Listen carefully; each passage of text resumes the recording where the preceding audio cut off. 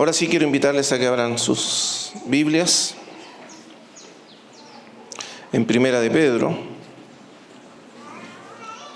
capítulo 2. Vamos a leer desde el versículo 4 al 5. Primera de Pedro 2, 4 y 5.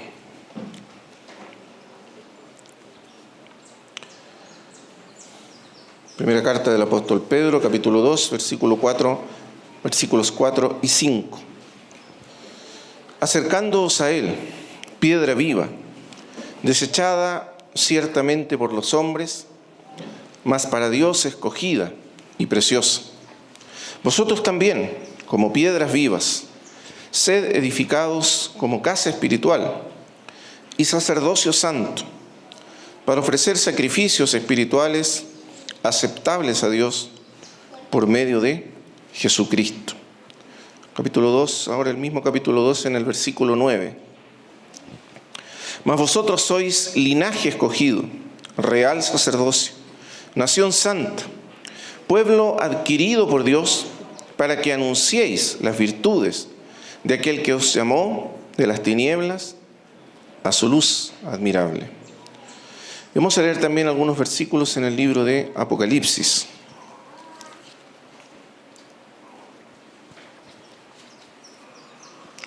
Apocalipsis, capítulo 1, versículos 5 y 6. Apocalipsis 1, 5 y 6.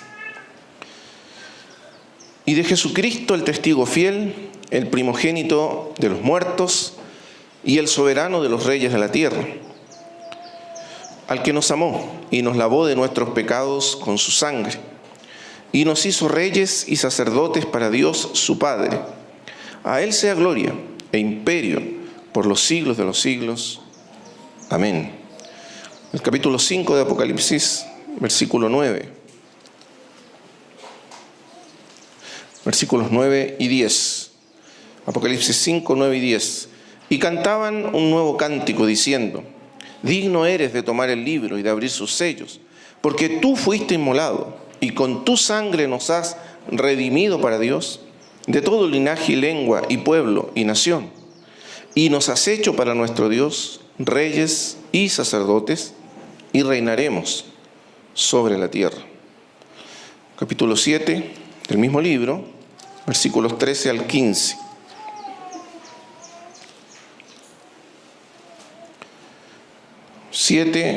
Apocalipsis 7, 13 al 15. Entonces uno de los ancianos habló diciéndome: estos que están vestidos de ropas blancas, ¿quiénes son?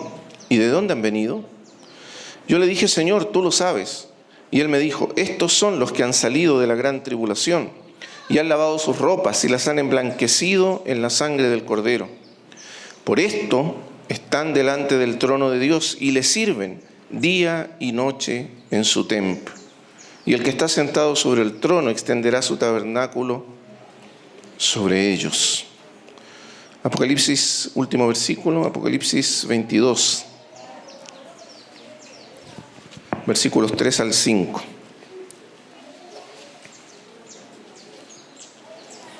Apocalipsis 22, 3 al 5. Y no habrá más maldición, y el trono de Dios y del Cordero estará en ella, y sus siervos le servirán. Y verán su rostro, y su nombre estará en sus frentes. No habrá allí más noche, y no tienen necesidad de luz de lámpara ni de luz de sol, porque Dios el Señor los iluminará, y reinarán por los siglos de los siglos.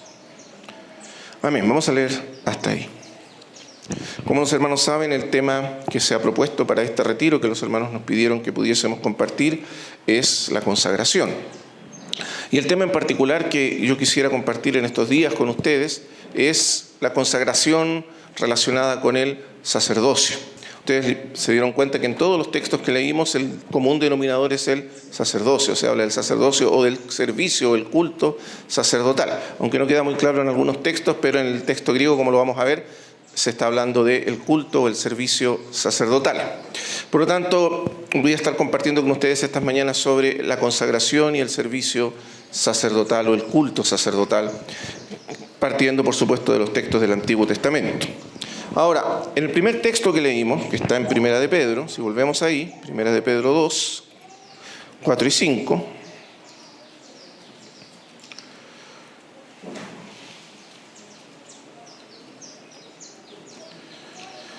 el apóstol está escribiendo, por supuesto, a la iglesia de la dispersión, como la llama él al principio de su carta, a los expatriados o los que no tienen patria de la dispersión, y está usando algunos términos. En general, en la carta usa varios términos que se aplicaban a la nación o al pueblo judío en particular, pero el apóstol Pedro los está aplicando a la iglesia. Esos dos términos del principio, a los expatriados de la dispersión, cuando él comienza así su carta, son términos que se usaban para el pueblo judío. Los judíos eran los expatriados, los que habían sido dispersos por el mundo, la llamada diáspora judía, y ellos eran la dispersión. Pero fíjese qué interesante que Pablo aplica los términos de identidad judía, que se aplicaban al pueblo judío, al pueblo de Israel, los aplica a la iglesia. Y eso mismo hacen estos versículos que acabamos de leer. Observen. Acercándoos a Él, piedra viva. Ese Él, por supuesto, es el Señor Jesucristo, la piedra fundamental, la piedra angular que sostiene todo el edificio, que es la casa de Dios, que es la iglesia, desechada ciertamente por los hombres, obviamente fue rechazado por su pueblo y crucificado, mas para Dios escogida y preciosa, la piedra del ángulo, como va a decir después en los versículos 7 y 8. Vosotros también, ahora ustedes, como piedras vivas, así como Él es una piedra viva, ustedes también, nos dice el apóstol, ustedes, la iglesia, son piedras vivas. Esto seguramente nos recuerda las mismas palabras que el Señor le dijo al apóstol Pedro. Tú eres Pedro, y yo sobre esta roca edificaré mi iglesia, y las puertas del Hades no prevalecerán contra él. Tú eres una piedra, le dijo el Señor a Pedro, y yo sobre esta roca, la roca de la revelación, de la confesión de Pedro, tú eres el Cristo, el Hijo del Dios viviente. Sobre esa roca, sobre el Cristo, el Hijo del Dios viviente, se levanta la iglesia. Él edifica su iglesia. Y nosotros, como Pedro, somos piedras vivas, renacidas, regeneradas, vivificadas por el Espíritu Santo, para ser edificados juntos como una casa espiritual para Dios, como lo dice inmediatamente. Entonces, está hablando de nosotros, las piedras vivas. Cada uno de nosotros es una piedra que debe ser parte del edificio que Dios está construyendo o edificando por su Espíritu. Entonces, ser edificados como casa espiritual y sacerdocio santo para ofrecer sacrificios espirituales aceptables a Dios por medio de Jesucristo. Y aquí el apóstol Pedro está usando tres términos o tres expresiones o tres frases, si ustedes quieren, que describen el servicio sacerdotal del Antiguo Testamento. Primero, casa espiritual. La referencia es al templo judío, al templo del Antiguo Testamento, tanto el tabernáculo de Moisés como luego el templo de Salomón o el templo reedificado, el segundo templo de Zorobabel. La casa de Dios, el templo, que en el Antiguo Testamento era una casa, un edificio físico, de piedras físicas, en el caso del templo, o una tienda física, en el caso del tabernáculo. Pero es la casa que Dios mandó a construir tanto a Moisés como a Salomón y luego reconstruyó Zorobabel, la casa que Dios escogió para habitar, para que su gloria habitase en esa casa sobre el arca del pacto, el arca de la alianza, donde estaban los querubines, sobre el propiciatorio, donde la gloria o la Shekinah de Dios, como le llamaron más adelante los judíos, descansó. Y Dios habitó allí en medio de su pueblo. Entonces, esta era la casa de Dios en el Antiguo Testamento. Y esa casa también tenía un sacerdocio, es decir, personas consagradas, separadas, apartadas por Dios para servir en la casa, para cuidar de la casa, para atender el culto, la adoración de Dios y los sacrificios que se realizaban en el templo. Esos eran los sacerdotes sobre los cuales estaba el sumo sacerdote del linaje o de la casa de Aarón, el hermano de Moisés. Entonces, tenemos esos dos términos, la casa y luego también el sacerdocio o aquellas personas que Dios consagró, separó para sí, para que sirviesen y rindiesen culto y atendiesen todos los servicios de su casa. Por supuesto, estamos hablando del Antiguo Testamento. Y particularmente el culto o el servicio de los sacerdotes, que es el tercer término que aparece aquí, estaba vinculado a los sacrificios. El libro de Levíticos, que es el que vamos a estudiar en estos días, el capítulo 8 en particular, el libro de Levíticos nos habla del servicio sacerdotal o del culto sacerdotal y de las funciones de los sacerdotes. Y la principal función de los sacerdotes era ofrecer sacrificios. En los primeros 10 capítulos de Levítico están los sacrificios que los sacerdotes debían ofrecer en la casa de Dios. Distintos tipos de sacrificios, sacrificios por la culpa, por el pecado, sacrificios de expiación o sacrificios del holocausto, de consagración, etcétera, etcétera. Diferentes tipos de sacrificios. Y ellos ofrecían esos sacrificios en el templo, en la casa. Por lo tanto, Pedro está usando esas tres cosas. Primero, la casa. Nosotros, dice ahora, somos la casa de Dios. Observe qué interesante la expresión de Pedro. La casa ya no es más una casa física, un lugar físico, material, en un lugar específico, allí en Jerusalén. Sino que es la iglesia, es el cuerpo de Cristo. Somos la verdadera casa. Y la otra casa del Antiguo Testamento era una figura, era un tipo de la realidad que vendría cuando se estableciese la verdadera casa, que es la iglesia. Vosotros, entonces, dice Pedro, ustedes son la casa espiritual de Dios, la verdadera casa de Dios. Y luego no solo son la verdadera casa, sino también son el verdadero sacerdocio. Así como en el antiguo pacto había un sacerdocio que rendía culto y servía a la casa, ahora también hay un sacerdocio, pero como dice él, ustedes son ese sacerdocio, son la casa y a la vez son el sacerdocio que sirve en la casa. Y luego dice, en tercer lugar, y ustedes también entonces como sacerdocio santo, o consagrado, o separado para el servicio de la casa de Dios, son también llamados, o cuál es el propósito de ese sacerdocio, o el oficio principal, o la función principal, ofrecer sacrificios espirituales, aceptables a Dios, por medio de Jesucristo. Vamos a ver en estos días qué significa cada una de estas cosas. Hoy día solo las estoy mencionando a modo de introducción, pero observen cómo Pablo toma todos estos elementos del sacerdocio, del templo y de la función de los sacerdotes y los aplica a la iglesia. Ustedes son la verdadera casa espiritual, ustedes son el sacerdocio santo y ustedes son llamados a ofrecer sacrificios, y este es el servicio al cual Dios nos llama, ofrecer sacrificios, ya no más sacrificios de animales físicos, sino sacrificios espirituales, aceptables a Dios por medio de Jesucristo. Muy bien, ahora vamos al otro texto que leímos, en Apocalipsis 1, capítulo 1, versículos 5 y 6.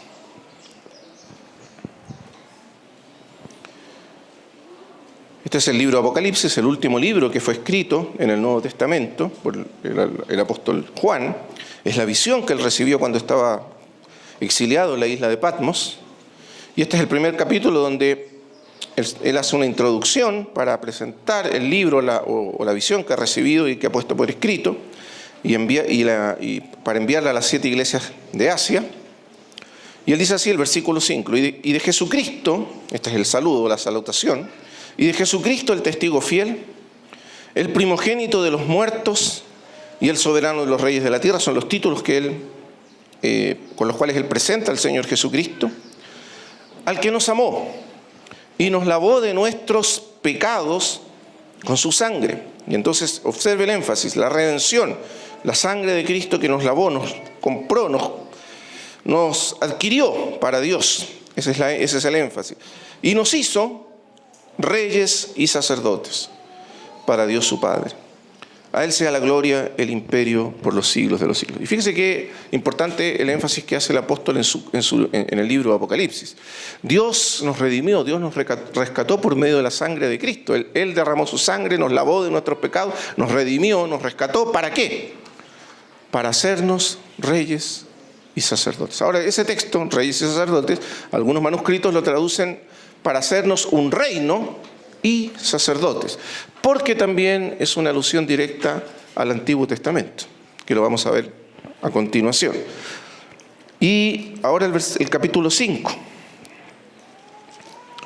Este capítulo 5 es lo que algunos llaman el cántico de los redimidos, o de la redención. El capítulo 4 contiene el cántico de la creación, cuando las criaturas, los seres celestiales, adoran a Dios como creador, como autor y creador de todas las cosas. El capítulo 5 nos muestra a las mismas criaturas angelicales adorando a Dios, a Cristo, al Cordero, como el Redentor. Por lo tanto, si el capítulo 4 es el cántico de la creación, el capítulo 5 es el cántico de la redención de la creación que ha sido rescatada de la ruina, de la muerte y de la condenación por el sacrificio de Cristo. Por lo tanto, el versículo 9 dice: una vez que aparece el Cordero en medio del trono y toma el libro de la mano de el que está sentado en el trono, comienza el cántico de la redención, versículo 9. Y cantaban un nuevo cántico, diciendo: digno eres de tomar el libro y de abrir sus sellos, porque tú fuiste inmolado. Observe que el énfasis es exactamente el mismo del capítulo 1. Tú fuiste inmolado y con tu sangre nos has redimido para Dios. Él nos rescató, Él nos compró con su sangre, nos adquirió para Dios con su sangre, nos rescató de la muerte, de la condenación, de la ira de Dios, y nos rescataste, dice, de todo linaje, lengua, pueblo y nación. ¿Para qué? Observe el versículo 10. ¿Cuál es el propósito de la redención de acuerdo al cántico de los redimidos o de la redención? Y nos has hecho para nuestro Dios reyes, otra vez, y sacerdotes, y reinaremos sobre la tierra. O nos has hecho para nuestro Dios un reino de sacerdotes, o un reino y sacerdotes. Importante observar el vínculo que el escritor o Juan hace aquí, o en este cántico, se hace, como también en el capítulo 1, entre el sacerdocio y el reino. Un reino y sacerdotes, y reinaremos sobre la tierra. Capítulo 7, que ya lo leímos, vuelve otra vez sobre el mismo asunto cuando nos presenta ahora. Si el capítulo 5, usted presta atención, en el capítulo 5 se anuncia que la muerte del Cordero tiene como propósito redimir hombres y mujeres. El texto de la Reina Valera 60 parece que estuviese hablando en primera persona plural. Nos has hecho, nos has redimido, nos has rescatado. Pero el texto griego habla en tercera persona plural. Has redimido para Dios gente de toda lengua, pueblo, linaje y nación. Se menciona que la redención, que la muerte del Cordero tiene como propósito redimir para Dios un pueblo propio, de todo linaje, lengua, pueblo y nación. Todo esto, después lo vamos a ver, es una referencia antitética al Antiguo Testamento, porque lo que está por detrás como trasfondo es el Antiguo Testamento y la elección de Israel. Solo que la elección de Israel fue un pueblo único, especial tesoro entre todos los pueblos. Ahora, la sangre de Cristo, del Cordero, derramada en la cruz, compra para Dios, adquiere para Dios ya no un pueblo específico, una etnia específica, una nación específica, sino que una nación constituida de todo linaje, lengua, pueblo y nación en el mundo. Esa es la gran diferencia entre la Iglesia e Israel del Antiguo Testamento. Ahora, de todas las naciones, de todos los pueblos, de todas las etnias, Dios ha comprado, ha rescatado, ha redimido para sí una nación, un pueblo santo, suyo, propio, especial, por la sangre de Jesucristo. Y ese pueblo, se enfatiza, ha sido comprado para que reine, para que sea un reino santo, un reino y un reino de sacerdotes, o un reino sacerdotal. Ese es el énfasis. Porque como vemos en el capítulo 7, vamos a leer ahora, versículo 13, hay una visión entonces de esta gran multitud ahora consumada. O sea, el propósito, en el capítulo 7, desde el versículo 9 en adelante, ese propósito divino de redimir, rescatar para sí una nación constituida de muchas etnias o pueblos, está consumado. Y ahora, en la visión final de la historia, el apóstol ve a esa nación, ve a esa multitud de todas las lenguas, pueblos, tribus, y etcétera, redimida, rescatada. Ahora sí, en la presencia de Dios, delante del trono de Dios, vestidos de ropas blancas, lavados por la sangre del Cordero. Por eso dice el versículo 13. Entonces uno de los ancianos habló diciéndome: estos que están vestidos de ropas blancas, ¿quiénes son y de dónde han venido? Y yo le dije: Señor, tú lo sabes. Y él me dijo: estos son los que han salido de la gran tribulación y han lavado sus ropas, y las han emblanquecido en la sangre del Cordero. ¿Se da cuenta que es exactamente el mismo énfasis? Se dice en el capítulo 1, se repite en el capítulo 5, y otra vez se vuelve a repetir en el capítulo 7. Por lo tanto, es muy importante. El libro de Apocalipsis quiere que prestemos atención a esto, que esta nación, que este pueblo, que estos que han sido redimidos han sido rescatados, comprados, adquiridos. Porque la idea que está acá detrás de todo esto es el sacerdocio, la consagración, la dedicación de un pueblo, de una nación, de un reino de sacerdotes para Dios. Y, como sigue diciendo, observa el versículo 15. Por esto están delante del trono de Dios, porque han sido redimidos, rescatados y han lavado sus ropas, es decir, su vida, porque aquí la ropa por supuesto es la vida, han lavado sus vidas en la sangre del Cordero, han lavado su ser en la sangre del Cordero, si usted quiere, para que estén delante del trono de Dios, para eso, para que puedan vivir, porque ¿quién puede estar delante del trono de Dios si no está vestido de santidad? Nadie podría, pero están allí delante del trono. Observe que ahora ellos no ministran en un santuario terrenal, no están en un lugar en la tierra, no están ministrando en un templo terrenal, material, físico, sino que están en la misma presencia de Dios, ministrando delante del trono de Dios, sirviendo delante del trono de Dios. Y por eso se enfatiza esto. Y observe ahora el versículo, lo que sigue. Están delante del trono de Dios y le sirven día y noche en su templo. Otra vez una alusión al sacerdocio del Antiguo Testamento. Ellos son los sacerdotes. Dios compró, adquirió para sí un pueblo de sacerdotes que ahora le sirven día y noche en su templo. Por supuesto es una figura. No es que haya un templo material físico en el cielo. No es eso lo que está diciendo. Lo que quiere decir es que así como los sacerdotes servían a Dios en su casa día y noche, porque no podían dejar de ejercer su función sacerdotal. Tenían turnos y tenían que estar constantemente en funciones, día y noche, y nunca podía parar la función sacerdotal. Eso es lo que está diciendo aquí. Estos son siervos que sirven a Dios incansablemente. Son sus siervos, son sus sacerdotes. Y por eso dice, le sirven. Ahora, la palabra servir aquí es muy importante.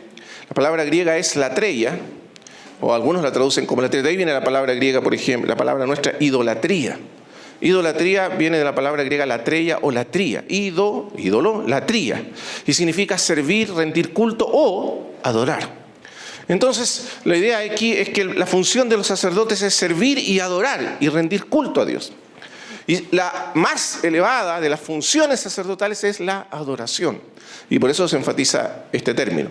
Le sirven. Pero la palabra ahí servir significa también le adoran, le rinden culto día y noche en su templo, así como los sacerdotes del Antiguo Testamento. Y ahora al último pasaje que leímos, Apocalipsis 22,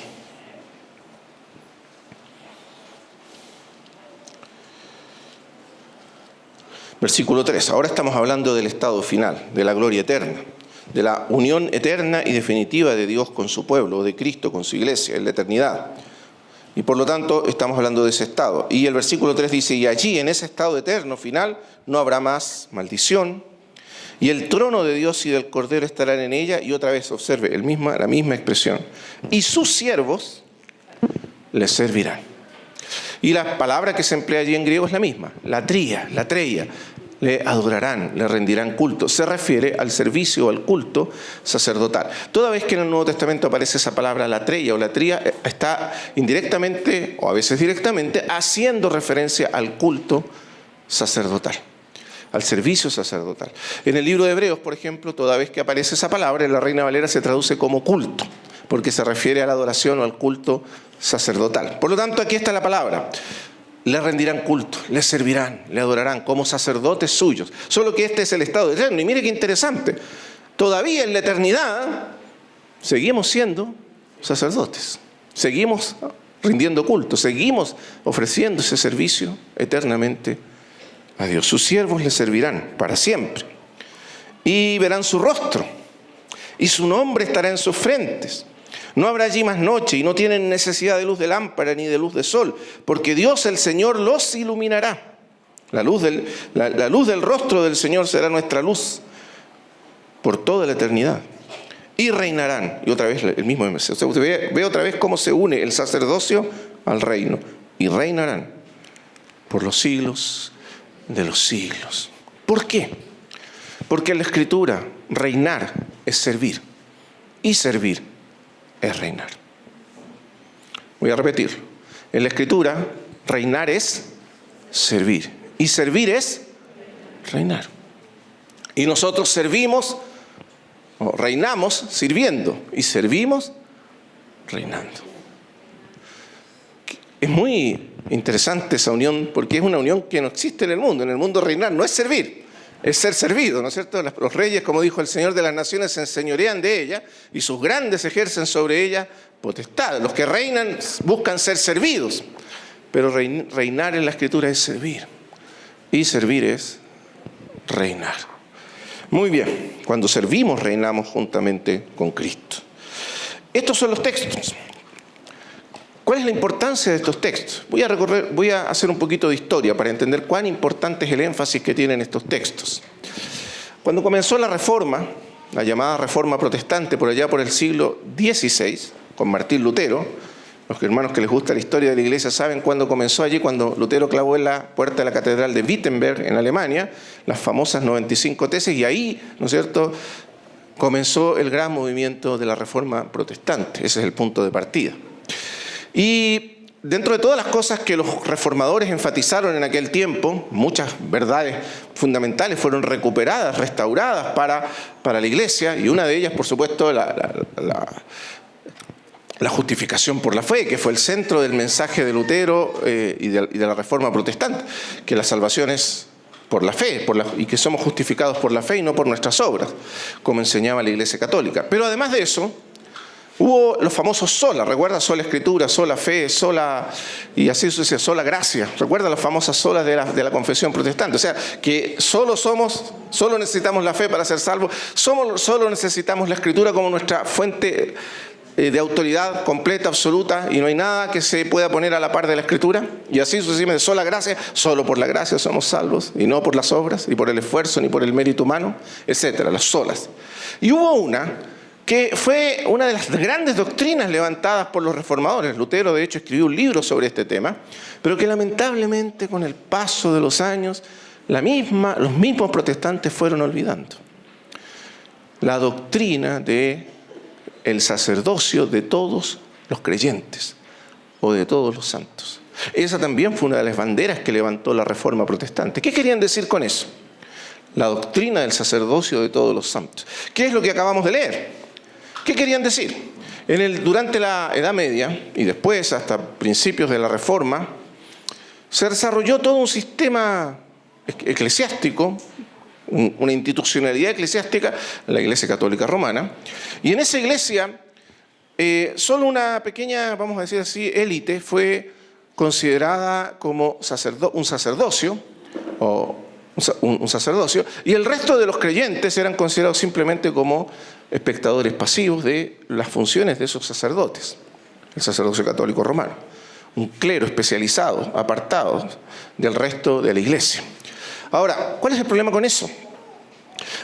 La palabra sacerdote o un sacerdote es esencialmente un mediador. Si usted quiere entender qué es un sacerdote es un mediador. Es por eso que en la Iglesia Católica al Papa se le llama el sumo pontífice. ¿Ha oído esa palabra? Sumo pontífice. Y la palabra latina para sacerdote es pontífice. Pontífice era la manera en que los romanos llamaban a sus sacerdotes. Y un pontífice es esencialmente un puente, un pontificex, que viene de pontex, puente en latín. O sea, un puente. Un sacerdote es un puente. ¿Entre quién? Para los romanos, entre lo divino y lo humano, entre los dioses y los hombres. Por lo tanto, ese es básicamente un sacerdote, un puente, uno que une a los hombres con Dios, un mediador. Eso es un sacerdote. Entonces, la función del sacerdote es dupla, porque es un puente, uno que une, es decir, uno que toma la mano del hombre, toma la mano de Dios y las une. Por lo tanto es doble. El sacerdote está puesto para representar a Dios delante de los hombres y para representar a los hombres delante de Dios. Es doble. El sacerdote representa a Dios delante de los hombres y representa a los hombres delante de Dios. Y esa es su función esencial. Cuando hablamos de un sacerdote, entonces hablamos de un mediador entre Dios y los hombres. Pero eso implica, presta atención, que los hombres no se pueden acercar directamente a Dios. Que ningún hombre puede venir directamente a Dios. ¿Por qué? Porque necesita un mediador, un puente. Que no es posible para los hombres llegar directamente a Dios. Incluso los paganos del tiempo del Señor, las naciones paganas, idólatras, pensaban lo mismo, que nadie puede venir y hablar directamente con los dioses, que se necesitaban mediadores, puentes, para hablar con los dioses. Personas autorizadas por los dioses para representarlos. Esa era la idea. Y no cualquiera podía hacer eso. Entonces, esta misma idea, pagana entre paréntesis, pagana entre comillas, también aparece rescatada, redimida en el Antiguo Testamento. Cuando Dios llama a Israel, vamos a ir al Antiguo Testamento para entender de dónde viene todo esto. En el libro de Éxodo, capítulo 19.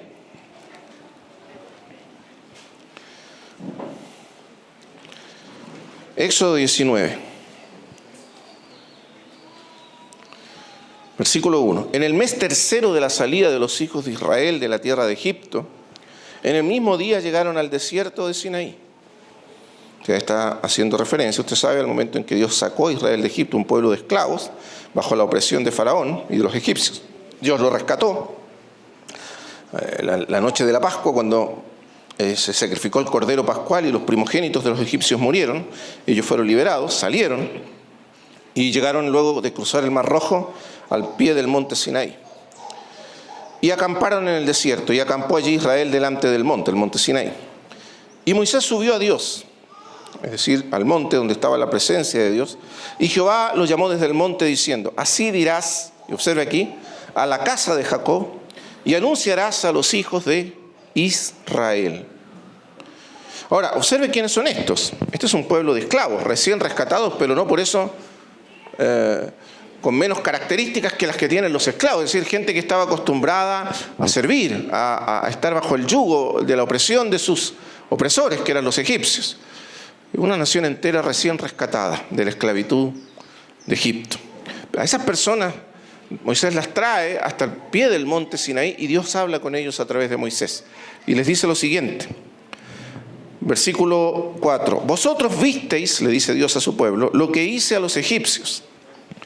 Y cómo os tomé sobre alas de águilas y os he traído a mí. Observe el énfasis.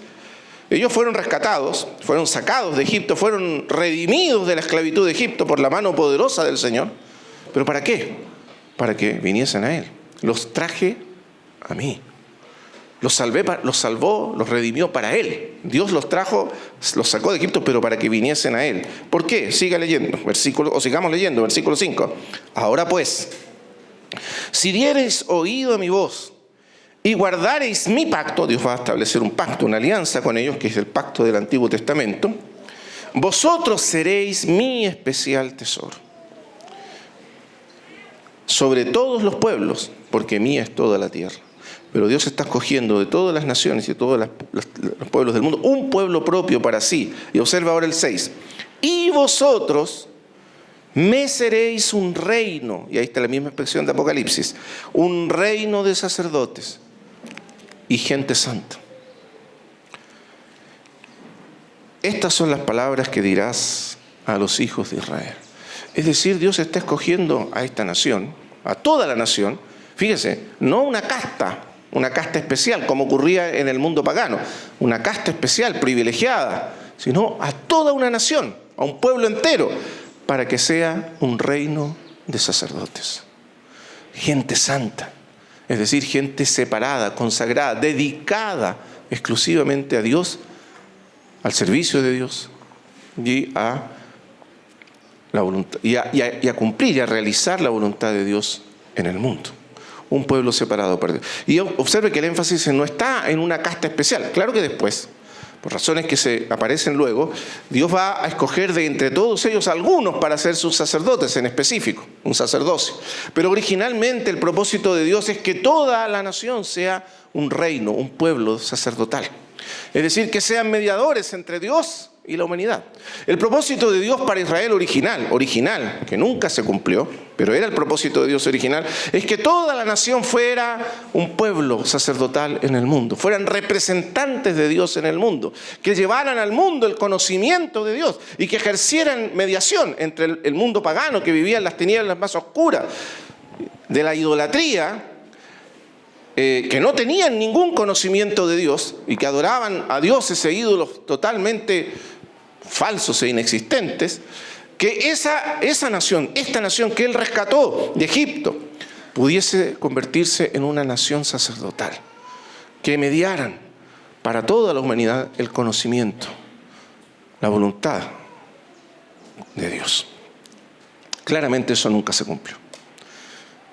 Israel fracasó en ese propósito, pero ese era el propósito original de Dios. Por eso otro de los grandes símbolos de Israel es el candelero. Israel es el testimonio, es la luz que Dios encendió en el mundo para traer conocimiento de Él mismo, de su gloria, de su voluntad, de sus propósitos al mundo, a través de Israel. Pero eso nunca se cumplió. Pero aquí está el propósito original. Ustedes me serán un reino de sacerdotes y gente santa. Por supuesto, Dios Sabía que Israel iba a fracasar en ese propósito, porque Dios es omnisciente y por supuesto conoce todo lo que va a ocurrir en la historia de antemano, desde la eternidad de hecho. Por lo tanto era imposible que Dios no supiera. Dios sabía que eso iba a ocurrir, pero también sabía que ese propósito en realidad no se iba a cumplir en Israel, sino que se iba a cumplir en otro pueblo, en otra nación, que ya no sería el Israel terrenal, sino la iglesia, el Israel de Dios. Y que en la iglesia este propósito sí debería ser realizado. Y la iglesia sería el verdadero pueblo, el verdadero reino de sacerdotes, cuya función es mediar entre Dios y los hombres. Desgraciadamente, con el paso de los tiempos, a partir del siglo III, IV en adelante, después de Cristo, la iglesia comenzó a incorporar estas ideas entre judaicas y paganas de un sacerdocio especial, un clérigo, de los clérigos, de esta casta especial que separaba a los hijos de Dios, a los santos, entre aquellos que eran, por decir así, específicamente consagrados para mediar entre Dios y los hombres, un sacerdocio, y el resto. Y con eso se robó a la iglesia, a los santos, a los creyentes, el sacerdocio. Y se dejó solo en manos de unos pocos. Entonces, en el tiempo de la Edad Media, y en el tiempo de Lutero también, cuando alguien quería acercarse a Dios tenía que ir a un sacerdote. No había acceso directo a Dios. Porque recuerde, uno no se puede acercar a Dios directamente. Requiere un puente, un mediador, un sacerdote.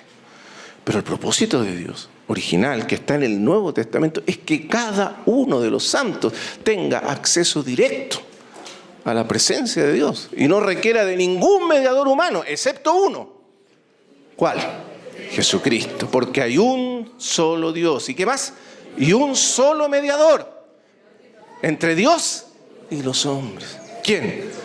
Jesucristo, hombre, nuestro bendito y gran sumo sacerdote sobre la casa de Dios. Y no necesitamos más, todos tenemos por Cristo y por medio de Cristo acceso directo a la presencia de Dios. Podemos tener acceso directo y comunión directa con Dios y por lo tanto no necesitamos mediadores. Pero como nosotros, este pueblo, tenemos acceso a la presencia de Dios, todos podemos ser sacerdotes, mediadores del conocimiento, de la gloria, del propósito, de la voluntad de Dios en el mundo. Y a esa doctrina que Lutero quiso recuperar, decir, no, mire, no es que hay una casta especial, todos somos sacerdotes, es la doctrina del sacerdocio de todos los santos. Dios no tiene una casta especial, cristianos de segunda y de primera categoría. Son todos santificados, todos apartados, todos han sido llamados por Dios a ejercer este servicio, este sacerdocio santo, esta mediación entre la humanidad caída, la humanidad perdida y Dios. Y ese sacerdocio claramente es una derivación del sacerdocio único de Cristo. Eso lo vamos a ver en los días que siguen. Pero es porque Él es nuestro sumo sacerdote que nosotros somos también sacerdotes en Él. Y así como Él es rey, nosotros también reinamos con Él. Entonces, esta doctrina del sacerdocio de todos los santos fue lo que se perdió. Pero los reformadores quisieron recuperarla. Y de hecho, como les repito, Lutero escribió un libro sobre este asunto, el sacerdocio de todos los santos. La idea de él era restaurar esto y por otro lado dar un golpe a la Iglesia Católica que basaba su autoridad, su influencia en este sacerdocio especial que supuestamente tenía el privilegio de mediar entre los hombres y Dios. Y si no había un sacerdote católico, entonces no podíamos acercarnos a Dios. Pero Lutero dice, recuperando la verdad del Nuevo Testamento, dice, no, en el Nuevo Testamento ya no hay más un sacerdocio específico, como en el Antiguo Testamento, sino que ahora todos somos sacerdotes de Dios, todos representamos a Dios y todos podemos ejercer esa función sacerdotal en el mundo. De diferentes maneras, por supuesto. Algunos son llamados a servir a Dios en el ministerio de la palabra, otros son llamados a servir al Dios en la misericordia, otros en esto, en aquello, pero todos estamos representando a Dios en lo que hacemos en el mundo. Por lo tanto, esta es la visión que los reformadores quisieron traer. Pero, lamentablemente, hermanos, como sucede tantas veces, otra vez esta verdad se fue perdiendo. Y con el paso del tiempo fue surgiendo otra vez esta figura del hombre específicamente llamado, ungido, separado por Dios, que media entre Dios y los hombres. Ustedes van a ver que hoy día, incluso en el mundo evangélico protestante, se exalta la figura de aquel hombre ungido, llamado por Dios, que de alguna manera es el puente, el mediador entre Dios y la iglesia. el ministerialismo, la exaltación del ministerio de un hombre, de otro y de otro. Como si solo a través de ese hombre se pudiera tocar a Dios, o conocer a Dios, o escuchar la voz de Dios. Eso es volver atrás. Eso es otra vez olvidarnos de que todos fuimos llamados a ser sacerdotes de Dios. Y de que, por supuesto que hay funciones, hay hombres de entre nosotros que somos todos llamados a ese sacerdocio, algunos cumplen el ministerio, la función del ministerio, pero no hay la prerrogativa, el privilegio exclusivo de ser los únicos que podemos oír a Dios o hablar con Dios o representar a Dios en el mundo. Hermanos, eso ya no existe más. Y cuando las iglesias evangélicas vuelven a ese camino, vuelven a esa especie de clericalismo, están volviendo atrás, estamos volviendo al catolicismo y peor aún, al judaísmo del Antiguo Testamento. Pero en el Nuevo Testamento, Dios tiene un pueblo, lo que Dios quiere es un pueblo de sacerdotes, una nación sacerdotal, un reino de sacerdotes que puedan representarlo y servirle en la tierra. Muy bien, esto es a manera de introducción, porque lo que nos vamos a enfocar por la gracia del Señor en estos días es acerca de el sacerdocio y la consagración. Cuando hablamos de sacerdotes, evidentemente hablamos de gente separada por Dios, consagrada para Dios, para un servicio, para un uso, para una función sagrada, santa. A eso se refiere el sacerdote. En otras palabras, nadie se constituye a sí mismo sacerdote. Eso no existe. No es que yo digo, ahora yo me voy a servir a Dios y voy a hacerme un sacerdote. Eso no existe. Esto es como estas personas del Antiguo Testamento. ¿Te acuerdas ahí en el libro de los jueces, cuando cada uno hacía lo que bien le parecía y había uno que agarró, iba pasando uno por ahí y le dijo, tú vas a ser mi sacerdote, ven, yo te voy a hacer aquí, y lo hizo sacerdote? Pero eso no existe. No somos los hombres los que llamamos, constituimos, consagramos sacerdotes. Sacerdocio es una función dada por Dios. Y es Dios quien llama, Dios quien separa, Dios quien consagra. Y nadie puede servir a Dios si no ha sido primero llamado, separado y consagrado por Dios. El sacerdocio y el servicio entonces son dos funciones inseparables. Vamos a ir entonces al libro que nos habla acerca del sacerdocio, particularmente en el Antiguo Testamento. El capítulo 8 de Levíticos, vamos a leer ahí, nos habla del momento en que fueron consagrados o separados los sacerdotes para el servicio de Dios. Pero como estamos en el Nuevo Testamento y no en el Antiguo, vamos a aplicarlo tipológicamente. Vamos a tratar de entender lo que está aquí de manera tipológica. Ahora, Levítico es el libro del servicio, del sacerdocio y del servicio. Usted observe el orden del Antiguo Testamento. Éxodo es el libro de la redención, del rescate. Por eso, cuando leemos allí en Apocalipsis, antes de ser sacerdotes, o para que seamos sacerdotes, primero tuvimos que ser rescatados, redimidos. Es el primer paso. Antes del sacerdocio y del servicio viene la redención. Y sin redención, obviamente, no hay servicio, no hay ninguna posibilidad de servicio o sacerdocio. Entonces, la redención es la condición previa del sacerdocio y del servicio. Y el que redime y el que rescata, el que salva, es Dios, y únicamente Dios. Entonces, en Éxodo está la redención de un pueblo, la salvación de un pueblo, un rescate. Yo soy Jehová tu Dios que te sacó de la tierra de Egipto, de casa de servidumbre. Yo soy Jehová tu Dios que te rescató de la muerte, de la condenación, de la opresión. ¿No es eso que hizo el Señor? Así comienza nuestra historia. No podríamos de ninguna otra. Comenzamos allí, perdidos, sin esperanza, sin Dios, bajo el peso de la ira justa de Dios por el pecado, eternamente separados de Dios, porque todos pecaron y están destituidos de la gloria de Dios. Allí estábamos nosotros, perdidos. Y Él nos rescató, Él nos redimió. Yo soy Jehová tu Dios. Así comienza el pacto de la ley, que te sacó de la tierra de Egipto, de casa de servidumbre. Te sacó del mundo, te sacó del pecado, te sacó de la muerte. La redención. Sin redención no hay servicio. Ninguna posibilidad. Por lo tanto, la historia del pueblo de Israel comienza con la redención. Dios saca un pueblo por pura gracia. Esto es pura gracia. Aquí no hay mérito alguno. Yo no te escogí, le dice Dios a Israel, porque fueras el mejor, el más especial, el mejor de los pueblos del mundo. No. Tú eras el más pequeño, el más insignificante, el más destituido de los pueblos del mundo. Pero yo te escogí, yo te salvé, yo te redimí. El énfasis no está en el hombre, está en Dios. No es lo que el hombre hace para Dios, sino en lo que Dios hace por el hombre y para el hombre. Ese es el comienzo de toda la historia. Dios es lo que Dios ha hecho por nosotros, lo que pone el fundamento de lo que nosotros ahora somos llamados a hacer para Dios. Pero primero es la obra de Dios. El fundamento del servicio, entonces, es la obra de Dios. Yo te saqué de la tierra de Egipto. Luego, ese es el libro de Éxodo. Al final del libro de Éxodo, Dios manda a Moisés a construir un tabernáculo, una casa. Y entonces termina el libro de Éxodo cuando termina de ser levantado o erigido el tabernáculo, y la gloria de Dios llena el tabernáculo, la casa de Dios. Y a continuación entonces viene el sacerdocio. Porque si hay una casa, tiene que haber quienes sirvan en la casa, quienes ministran en la casa. Y quienes ministran en la casa son los sacerdotes. Y por lo tanto, el Levítico, que viene a continuación de Éxodo, es el libro del servicio, del sacerdocio. Y el sacerdocio, como dijimos, es esencialmente el servicio que Dios espera de los suyos. Entonces, el capítulo 8, ya había una instrucción en Éxodo sobre cómo debían ser separados, consagrados, dedicados los sacerdotes. Pero ahora viene el momento específico en que son dedicados, consagrados, separados estos sacerdotes para servir en la casa de Dios. Ahora recuerde, como estamos hablando tipológicamente, la casa de Dios es la iglesia, somos nosotros mismos. Somos nosotros mismos vistos desde dos puntos de vista. Por un lado somos la casa, la habitación de Dios o la familia de Dios, y por otro lado somos el sacerdocio, los siervos de Dios que están consagrados a servir en la casa de Dios. Las dos cosas son verdad acerca de nosotros. Capítulo 8, versículo 1.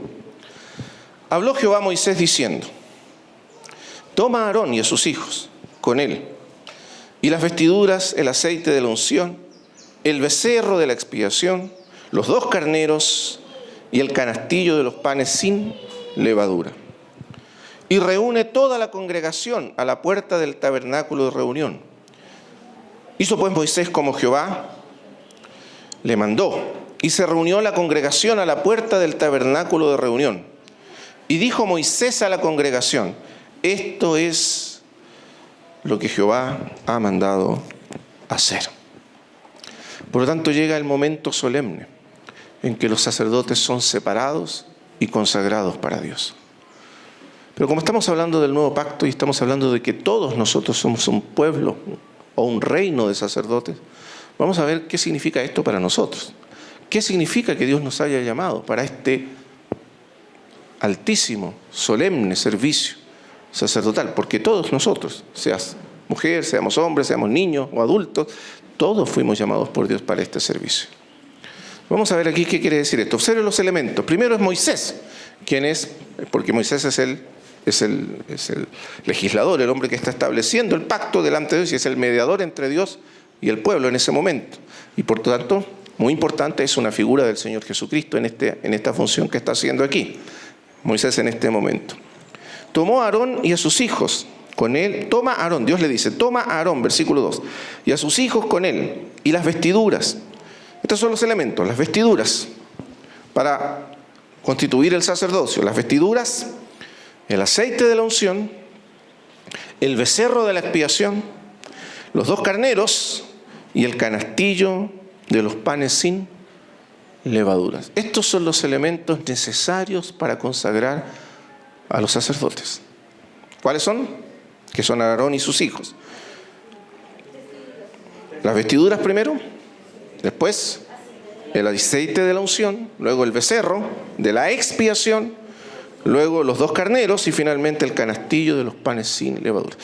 Cada uno de estos elementos va a ser aplicado en diferentes etapas de separación, consagración y dedicación de ellos al sacerdocio. Entonces vamos a tratar de profundizar en estos elementos y cómo son ordenados, porque aquí el orden en que se hace la consagración de los sacerdotes tiene importancia.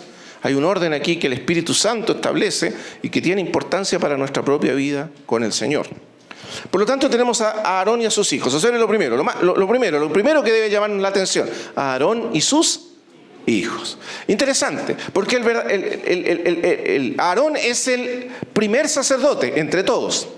Aarón no solo es un sacerdote, es el sumo sacerdote. O sea, el sacerdote jefe, el sacerdote que está sobre todos los otros, y los otros derivan su sacerdocio por su parentesco.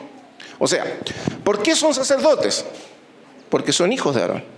Si no fuesen hijos de Aarón, ese es el requisito, no podrían ser sacerdotes. Entonces, los sacerdotes derivan su sacerdocio del parentesco, de la relación parental con Aarón. porque son hijos de Aarón. En otras palabras, es de Aarón que viene el sacerdocio y pasa a los hijos. Eso es lo primero que debemos observar. En el Nuevo Testamento, claramente en el libro de Hebreos, si ustedes leen el libro de Hebreos, van a darse cuenta que es un libro cuyo asunto central es el sumo sacerdocio del Señor Jesucristo. Y por lo tanto, en el Nuevo Testamento, Aarón es una figura, es un tipo de Jesucristo. Es un tipo y un antitipo, las dos cosas al mismo tiempo. En lo positivo es un tipo, pero también es un antitipo, porque el énfasis del libro de Hebreos es que tenemos un sumo sacerdote más grande que Aarón. Aarón es un tipo, apunta hacia Cristo, pero Cristo es superior, es mejor que Aarón.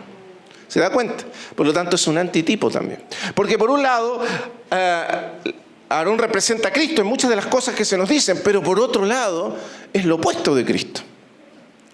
Porque Aarón representa un sumo sacerdocio perecible que está destinado a morir. Porque Aarón es un hombre pecador como todos nosotros. Y como dice Hebreo, ese sumo sacerdote del Antiguo Testamento necesitaba primero, antes de ofrecer sacrificios de expiación por el pueblo, tenía que ofrecer un sacrificio por sí mismo. Porque él también era un pecador. Pero Cristo dice que es mejor que Aarón, no necesita sacrificar por sí mismo, porque tal sumo sacerdote nos convenía, santo y sin mancha, apartado de los pecadores, a diferencia de Aarón, y hecho más sublime que los cielos. Ese es Cristo, el verdadero sumo sacerdote. No del orden de Aarón, sino según el orden de Melquisedec, que es un orden eterno, que no perece, que no muere, que no tiene principio de días, como dice Hebreos, ni fin. O sea, un sacerdocio que nunca va a caducar, que nunca va a terminar. Porque no está constituido según la ley de la descendencia, sino según el mandato eterno de Dios. Y ese es Jesucristo. Entonces, tenemos un sumo sacerdote sobre la casa de Dios. Así, el punto principal, fíjese, ¿qué dice Hebreos? El punto principal de lo que venimos diciendo, o sea, el tema, el asunto central de toda la carta es que tenemos un sumo sacerdote sobre la casa de Dios. ¿Quién es ese? Jesucristo. Es nuestro sumo sacerdote, es nuestro mediador, constituido a favor de los hombres. Pero a diferencia de Aarón, sin pecado, que no necesita sacrificar por sí mismo. Y a diferencia de Aarón y de los sacerdotes del antiguo pacto que necesitaban ofrecer todos los días sacrificios, que no podían limpiar los pecados, dice de hecho Hebreos. No tenían el poder de limpiar los pecados. Lo que hacían era simplemente cubrir exteriormente el pecado para que las personas pudieran seguir, el pueblo pudiera seguir caminando con Dios. Pero además no tenían ni siquiera el poder de expiar los pecados mortales. Usted sabía eso, ¿no? Los sacrificios del Antiguo Testamento no limpiaban los pecados mortales. La persona que pecaba, pecado mortal, moría. Y no había sacrificio que lo pudiera salvar. Era solo por los pecados de inconsciencia, los pecados que se cometían inconscientemente, por descuido. Bueno, pero el sacrificio de Cristo es mucho más grande que eso, porque cubre todos y hace expiación por todos los pecados. Todos, absolutamente todos. Por tanto, tenemos un gran sumo sacerdote que no necesita ofrecer más sacrificios, y por eso Aarón es solo una figura del verdadero y gran sumo sacerdote que es Cristo, nuestro mediador. Después vamos a profundizar un poco más sobre Cristo como sacerdote y mediador. Estoy haciendo una mención rápida. Pero lo interesante es aquí, Aarón y sus hijos. Por lo tanto, ¿quiénes tienen derecho a ejercer el sacerdocio? Los que están vinculados con el sumo sacerdote por vínculos de sangre, parentales. Y en el Nuevo Testamento, ¿quiénes tienen derecho de ejercer el sacerdocio? Aquellos que están unidos a Cristo, que son de la misma sangre, que son los parientes. Por eso comienza Hebreos. He aquí yo y los hijos que Dios me dio. Por lo cual no se avergüenza de llamarlos hermanos. Así comienza Hebreos, diciendo, anunciaré a mis hermanos tu nombre. En medio de la congregación te alabaré, porque convenía aquel por cuya causa son todas las cosas y por quien todas las cosas subsisten, que habiendo de llevar muchos hijos a la gloria, perfeccionase por aflicciones al autor de la salvación de ellos. Porque el que santifica, o sea, Dios, el que consagra, el que separa, el que aparta para sí, Y los que son santificados, el que santifica, el que aparta, el que separa para sí, que es Cristo a través de su sacrificio, y los que son santificados, o sea, nosotros, los hijos, por medio del sacrificio de Cristo, de uno son todos, de un mismo Padre, le pertenecen, son hijos de un mismo Padre. Por eso, no se avergüenza de llamarlos hermanos. Qué palabras benditas. Somos sus hermanos. Estamos unidos a Él, en parentesco. Somos hijos de un mismo Padre por causa de su muerte y su resurrección. Por su sacrificio por nosotros. ¿Recuerda cuáles fueron las primeras palabras del Señor Jesús resucitado? ¿Las recuerda? Las primeras palabras del Señor, cuando resucitó de entre los muertos. Cuando María Magdalena lo reconoció. Él dijo, María. Y ella dijo, Raboni. Y corrió y se agarró de sus rodillas. Y el Señor le dijo, suéltame, porque aún no he subido a mi Padre, pero anda y observe, y dile a mis hermanos. ¿Sabe que esa es la primera vez en que el Señor Jesús nos llamó hermanos? Nunca antes nos llamó hermanos, porque no éramos sus hermanos. Él era el primogénito, el único y amado y eterno Hijo de Dios. Porque Dios tenía un solo hijo, pero porque Él murió en la cruz y resucitó de entre los muertos por nosotros, Él se convirtió en el primogénito entre muchos hermanos. Así que anda y dile a mis hermanos, somos mi Padre y ahora vuestro Padre, a mi Dios y ahora vuestro Dios. No se avergüenza de llamarlos hermanos. Qué palabras hermosas. El Señor Jesús te llama hermano, hermana, de mi sangre. Por lo tanto, Aarón y sus hijos. Es de Cristo que derivamos el sacerdocio. Es porque Cristo es sumo sacerdote y nosotros somos sus hermanos que nosotros también somos sacerdotes en Él y con Él. Ese es el énfasis de la carta a los hebreos. Entonces, toma a Aarón y a sus hijos. Y las vestiduras, el aceite de la unción, el becerro de la expiación, los 2 carneros y el canastillo de los panes sin levadura. Y ahora reúne a toda la congregación, porque van a ser consagrados delante de la casa de Dios. El tabernáculo de reunión es la casa de Dios, porque ellos van a ser consagrados para servir en la casa. Ahora, otra cosa importante. La consagración de los sacerdocios era en función de la casa de Dios y de la casa de Dios. Lo interesante o lo importante de esto es que ellos tenían que estar dedicados, no podían ni siquiera salir de los límites del templo. Ellos pertenecían a la casa, tenían que vivir unidos a la casa para siempre. Eran consagrados, separados para ese servicio santo. Por eso son puestos delante de la casa, del tabernáculo, son para la casa. Y dijo Moisés a la congregación, esto es lo que Jehová ha mandado hacer. Entonces Moisés hizo acercarse a Aarón y a sus hijos y los lavó con agua. Ahora, observe algunas cosas importantes. Siempre el orden es Aarón y sus hijos. Todo lo que se hace primero con Aarón, luego se hace con los hijos. Porque es de Aarón que los hijos reciben el servicio, el sacerdocio, la consagración.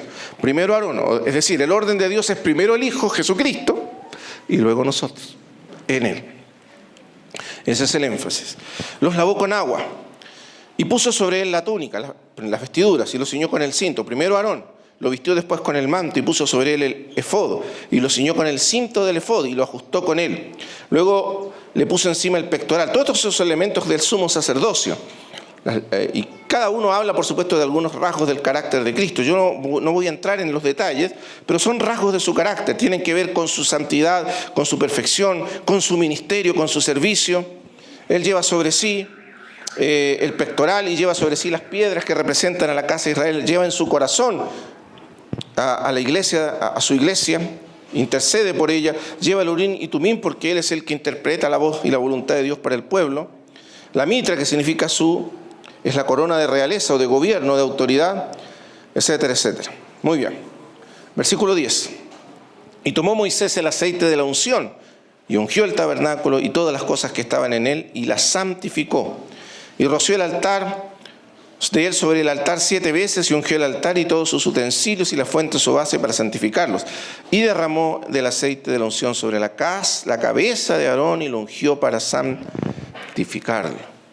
Y otra vez aquí el énfasis, el aceite es el segundo elemento. El primer elemento, las vestiduras, que representan en primer lugar el carácter santo perfecto y las perfecciones de Cristo, de las cuales Aarón es un tipo. Pero en segundo lugar viene el aceite de la unción, porque es por el aceite que se efectúa la dedicación, la consagración. El aceite de la unción, como ustedes saben, es un tipo del Espíritu Santo. Es a través del Espíritu que somos separados, consagrados y capacitados para servir. Sin la unción del Espíritu no es posible servir a Dios. No es posible ejercer ningún tipo de servicio a Dios. Es el Espíritu el que efectiva y eficientemente nos consagra, nos separa, nos aparta y nos capacita para Dios. Observe Filipenses capítulo 3, versículo 3.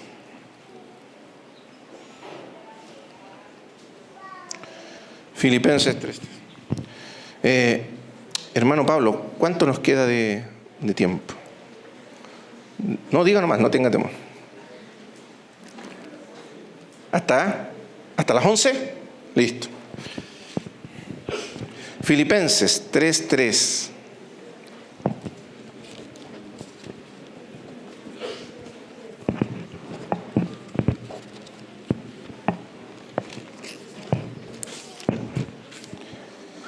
Observe cómo dice Pablo. Porque nosotros, los creyentes, somos la circuncisión, la verdadera circuncisión, o sea, el verdadero Israel. A eso se refiere con la circuncisión. No los otros que se circuncidan en la carne, físicamente. Nosotros somos la verdadera circuncisión, es decir, los verdaderos israelitas. Ese es el énfasis. Los que en espíritu, y observe con atención el énfasis de él. ¿Por qué somos los verdaderos? Porque nosotros en espíritu servimos a Dios y nos gloriamos en Cristo Jesús, no teniendo confianza en la carne.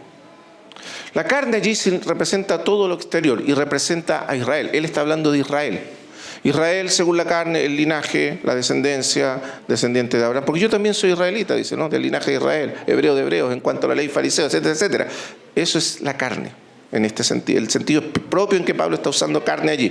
No es el sentido en que lo usa en Gálatas ni en Romanos, que se refiere a ese conjunto de disposiciones pecaminosas que están en nosotros, esa naturaleza pecaminosa, si usted quiere llamarla así, como lo llaman algunos teólogos. Aquí la carne es particularmente el conjunto de certificaciones que daban identidad a un judío. Eso es la carne en Filipenses capítulo 3.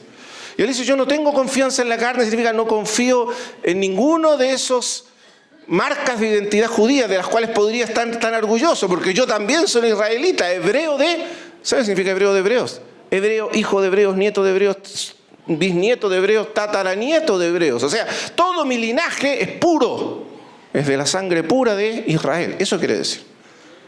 Y luego dice fariseo, o sea, de aquellos de los más rigurosos y admirados en su tiempo, de los practicantes de la ley judía, y etcétera, etcétera. Pero yo dice, todas estas cosas las tuve por basura para ganar a Cristo. Yo no tengo ningún interés en gloriarme en la carne, en mis credenciales. ¿Por qué? Porque nosotros, todos nosotros, ustedes hermanos, todos nosotros, está escribiendo los filipenses, que no tienen ni una gota de sangre judía, son todos gentiles. Ustedes y nosotros, todos nosotros somos la verdadera circuncisión, porque nosotros no fuimos circuncidados físicamente, sino que no fuimos circuncidados con circuncisión hecha a mano, le dice a los colosenses, sino que fuimos circuncidados en la circuncisión de Cristo, en la cruz. Cuando el viejo hombre fue crucificado, ahí fuimos circuncidados. Y por lo tanto, somos la verdadera circuncisión espiritual. Los que en espíritu, y observa, aquí hay un salto. En otras palabras, somos el verdadero sacerdocio. Eso es lo que está diciendo. Porque la palabra griega allí, los que en espíritu servimos, la palabra es latreia. Cultuamos como los sacerdotes. Pero los sacerdotes del Antiguo Testamento servían a Dios materialmente con vestiduras, con ropas especiales, con una tiara, lo que sale ahí lo que está descrito ahí en capítulo 8 de Levítico. Era todo exterior.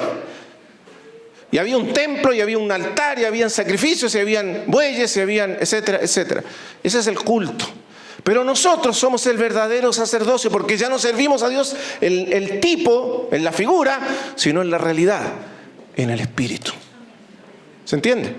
Es lo mismo que el Señor Jesús le dijo a la mujer samaritana. El capítulo 4 del Evangelio de Juan. La mujer le pregunta, me parece que eres un profeta. Entonces respóndeme esta pregunta, que es la más importante para nosotros los samaritanos. ¿Dónde podemos cultuar, servir, adorar a Dios? ¿En este monte, el monte Gerizim de los samaritanos, o en el monte de los judíos, allá en Jerusalén? ¿Qué le dijo el Señor? Mujer, créeme que la hora es, la hora viene, y ahora es. ¿En qué? Que ni en Jerusalén, ni en este monte, cultuaréis, adoraréis, serviréis a Dios. ¿Por qué? Porque ahora el Padre busca adoradores que le adoren o le sirvan en espíritu y en verdad. ¿Se da cuenta? Ya no más la sombra, ya no más el tipo, ya no más el templo. Ahora verdaderos sacerdotes, verdaderos adoradores que adoren a Dios, no en la sombra, no en el tipo, sino en la realidad, la verdad. Y eso es lo mismo que dice Pablo aquí. Nosotros somos la circuncisión, somos los judíos verdaderos, que no servimos a Dios materialmente en la carne, eso quiere decir, sino que lo servimos en espíritu. En la realidad que el Espíritu Santo trae a nuestra vida. Bendito sea el Señor. Bueno, por eso entonces aquí es tan importante la tipología. Lo primero que hace Moisés es ungir con el aceite santo de la unción el tabernáculo, los utensilios, cada uno de los elementos, porque la casa, y recuerde, la casa siempre la figura es doble. Por un lado la casa somos nosotros, el tabernáculo somos también nosotros, el tabernáculo también nos representa a nosotros, como casa, como habitación, como familia de Dios. Todo está ungido, separado, consagrado por el Espíritu, pero no solo consagrado, separado, santificado, sino también capacitado por el Espíritu para cumplir su función. ¿Cuál es el énfasis? Que no podemos servir a Dios si no somos primero santificados por el Espíritu. Si el Espíritu no nos santifica, no nos capacita, no nos habita, y con su habitación nos separa, nos consagra para Dios, no podemos servir a Dios. Y en segundo lugar, si Él no nos capacita para cumplir la función que debemos cumplir, tampoco podemos servir a Dios. Por lo tanto, la unción está sobre la casa y está sobre los sacerdotes que ministran la casa. Pero observe el énfasis. ¿Quién fue ungido primero? Aarón. Salmo 133. ¿Lo recuerda? Mirad, cuán bello y delicioso es habitar los hermanos juntos en armonía. La casa de Dios, la familia de Dios. Es como el buen óleo, el aceite de la unción. Como el buen óleo sobre la cabeza. ¿De quién? En primer lugar, de Aarón. Porque el óleo fue derramado primero sobre la cabeza de Aarón, que desciende por su barba, por sus vestiduras, y baja hasta el borde de sus vestiduras, como el rocío del Hermón. Hermanos, qué maravillosa figura de Cristo y la iglesia. Somos la casa, la familia. Qué bueno es que los hermanos habiten. ¿De dónde viene esa comunión? Esa vida de comunión, de alegría que disfruta la familia de Dios en armonía. ¿De dónde viene? Es producto de la unción. Porque es la unción del Espíritu, y el Espíritu Santo es por esencia el Espíritu Santo que nos trae una vida de comunión con Dios y los unos con los otros. Es el Espíritu Santo de la comunión. Pero esa comunión, ¿de dónde viene? ¿De dónde fluyó? De Aarón, la cabeza. Bajó de la cabeza a las vestiduras, o sea, al cuerpo. Primero la cabeza y luego el aceite desciende sobre todo el cuerpo y baña y unge todo el cuerpo hasta el borde de las vestiduras, como el rocío del Hermón que desciende sobre los montes de Sión y hace reverdecer y refrescar y trae vida a los montes de Sión. Hermanos amados, ese es el Espíritu Santo de Dios. Primero fue ungido el Señor. Él es el ungido, el Cristo. Y la unción de Él descendió sobre nosotros y nos hizo su cuerpo, su iglesia bendita y amada. Y de Él viene nuestra unción y nuestra capacitación y nuestra consagración como sacerdotes, como siervos de Dios. ¿No es eso maravilloso? Por eso el énfasis, primero Aarón y después nosotros. Amén. Entre paréntesis, ¿cuándo nos ungió el Señor con su unción? ¿Cuándo ocurrió eso? El día de Pentecostés. Así pues, así que exaltado por la diestra de Dios. ¿No dice eso Pedro? Ahora, exaltado como Señor y Cristo, ha derramado esto que vosotros veis y oís. Él envió el Espíritu Santo. Es la unción de Él que Él derramó sobre la iglesia. Por lo tanto, sin el Espíritu Santo, hermanos, no hay servicio, no hay sacerdocio, no hay consagración, ni hay servicio aceptable a los ojos de Dios. Se requiere la unción del bendito Espíritu Santo de Dios. Luego dice, versículo, ¿cómo es la hora? Quedan 5 minutos. Observe ahora. Ahora, recuerde, mire, el versículo 12, mire qué hermoso esto también como figura de Cristo. Y derramó el aceite de la unción sobre la cabeza de Aarón, lo que menciona el Salmo 133, y lo ungió para santificarlo. Aún el mismo Señor Jesús, siendo quien es Él, la segunda y eterna, bendita persona de la Trinidad, Dios con Dios, Dios, de la naturaleza, de la esencia de Dios, un Dios con Dios, la misma sustancia divina y eterna, el Hijo.